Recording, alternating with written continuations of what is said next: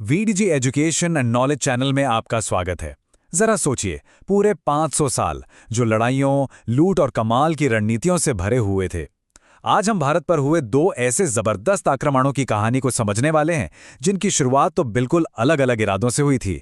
मतलब एक का मकसद था सिर्फ दौलत, तो दूसरे का था हुकूमत। लेकिन साथ मिलकर इन्होंने एक ऐसे साम्राज्य को जन्म दिया जिसने इस उपमहाद्वीप का इतिहास ही हमेशा के लिए बदल कर रख दिया। तो चलिए इस बड़े सवाल से ही शुरू करते हैं। आखिर ऐसा हुआ कैसे कि दो बिल्कुल अलग अलग हमलों की लहरें, जिनके बीच सदियों का फासला था, वो आखिर में आकर एक हो गईं और उन्होंने दिल्ली सल्तनत को जन्म दे दिया। चलिए इस ऐतिहासिक पहेली को मिलकर परत दर परत सुलझाते हैं। तो हमारी कहानी शुरू होती है 8वीं शताब्दी से।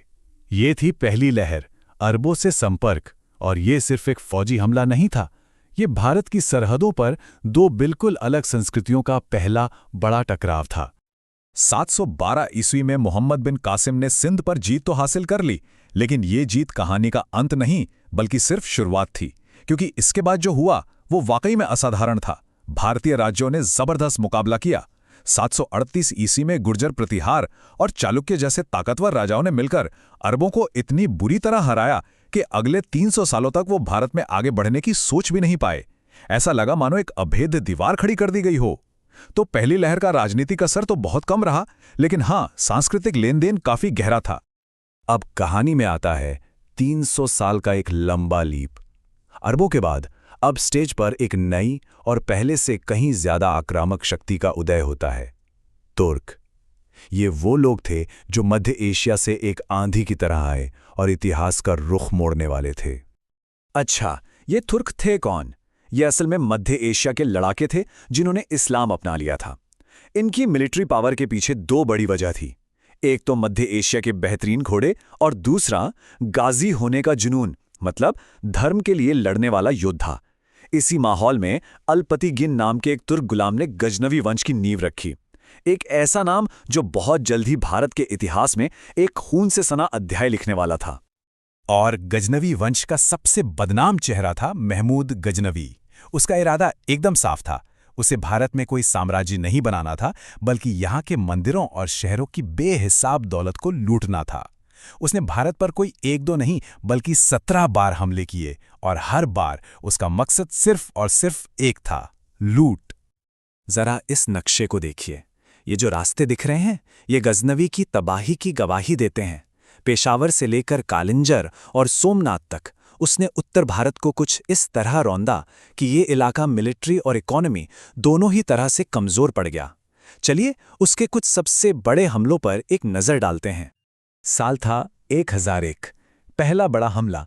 पेशावर के पास हिंदू शाही राजा जयपाल ने उसका सामना किया, लेकिन उन्हें बुरी तरह हराया गया। ये हार इतनी अपमानजनक थी कि राजा जयपाल ने बाद में खुद को चिता में झोंक दिया। गजनवी के लिए ये जीत मानो भारत के दरवाजे खोलने वाली एक चाबी की तरह थी। अब कहानी पहुंचती है 1021-22 तक। गजनवी अब मध्य भारत के दिल तक पहुंच चुका था। यहां उसका सामना हुआ उस दौर के सबसे ताकतवर राजाओं में से एक, चंदेल राजा विद्याधर से। हालांकि इस लड़ाई का कोई साफ नतीजा तो नहीं निकला, पर यह दिखाता है कि गजनवी की पहुंच कितनी जबरदस्त हो चुकी थी। और फिर आया साल 1025, इतिहास का वो काला दिन। गजनवी का 16वां और सबसे विनाशकारी हमला, गुजरात के सोमनाथ मंदिर पर। यहां उसका बस एक ही मकसद था, मंदिर की कल्पना से भी परे दौलत, और नतीजा था व्यापक लूट और विनाश। ये जो तस्वीरें हैं, ये सोमनाथ मंदिर के खंडरों की हैं, जो आज भी गजनवी के उस हमले की भयानक कहानी कहती हैं। यह हमला सिर्फ एक इमारत पर नहीं था, बल्कि ये भारत की समृद्धि और आस्था के एक बहुत बड़े प्रतीक पर था। इस लूट का पैमाना कितना बड़ा था, इसका अंदाजा इस बात से लगाया जा सकता है। एक अनुमान के मुताबिक लूटी गई संपत्ति की कीमत आज के हिसाब से खरबों में थी, और 5000 से भी ज्यादा लोगों को बंदी बनाकर ले जाया गया। ये थी अत्यधिक धन प्राप्ति। गजनवी के हमलों ने उत्तर भारत को बुरी तरह कमजोर तो कर दिया था, लेकिन उसने यहां हुकूमत नहीं की। अब कहानी में एक निर्णायक मोड़ आता है। अब मंच पर एक ऐसे हमलावर की एंट्री होती है जिसका मकसद लूट से कहीं ज्यादा बड़ा था। ये दौर था लूट से शासन तक के सफर का। ये तुलना बहुत दिलचस्प है।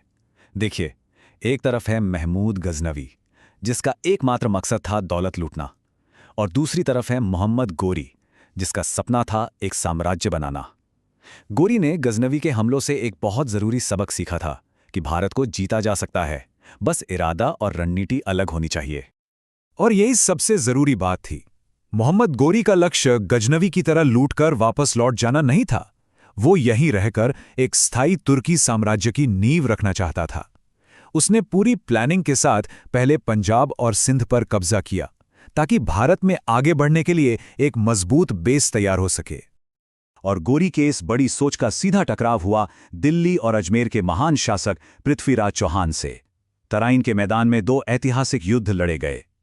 1191 में पहले युद्ध में पृथ्वीराज चौहान ने गोरी को बुरी तरह खदेड़ दिया। गोरी घायल होकर मैदान से भाग गया। लेकिन ठीक 1 साल बाद 1192 में गोरी दोगुनी तैयारी और एक नई रणनीति के साथ लौटा। इस बार नतीजा पलट चुका था। पृथ्वीराज चौहान की हार हुई और इस एक हार ने भारत के भाग्य का फैसला कर दिया। अब ये सवाल उठना तो लाजमी है कि राजपूत अपनी बहादुरी के लिए जाने जाते थे, तो फिर वो हारे क्यों? आखिर ऐसी क्या वजह थी कि सिर्फ बहादुरी ही काफी नहीं थी? चलिए इसका विश्लेषण करते हैं। देखिए, इस हार के पीछे कई गहरे कारण थे। पहला, मिलिट्री लेवल पर तुर्कों के फुर्तीले घुड़सवार तीरंदाज राजपूतों की पारंपरिक सेना पर भारी पड़ गए। दूसरा, और शायद सबसे बड़ा कारण था पॉलिटिकल। राजपूत राजाओं में एकता की जबरदस्त कमी थी। वो एक दूसरे से ही लड़ते रहते थे। सामाजिक तौर पर जाति व्यवस्था के कारण सेना में सिर्फ क्षत्रिय ही शामिल थे, जिससे उनकी संख्या सीमित हो जाती थी। और आखिर में रणनीतिक रूप से वो बाहरी दुनिया के नए युद्ध कौशल से अनजान थे और उनकी सोच अक्सर सिर्फ बचाव करने वाली ही रहती थी। तराइन की दूसरी लड़ाई में गोरी की जीत के जो परिणाम हुए वो बहुत दूर तक जाने वाले थे।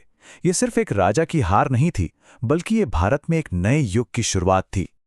गौरी की मौत के बाद उसके सबसे काबिल गुलाम सेनापति कुतुबुद्दीन ऐबक ने 1206 में दिल्ली सल्तनत की स्थापना की।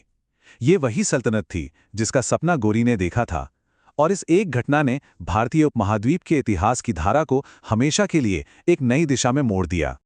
तो इस पूरी 500 साल की कहानी का निचोड़ क्या है? पहली लहर आई, लेकिन भारतीय प्रतिरोध ने उसे रोक दिया।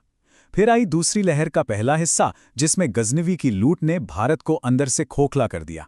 और फिर उसी लहर के दूसरे हिस्से में गोरी ने उस कमजोरी और राजपूतों की आपसी फूट का फायदा उठाकर एक स्थायी साम्राज्य खड़ा कर दिया। मतलब 2 लहरें और अंत में एक विजय। और आखिर में एक सवाल जो सोचने पर मजबूर करता है।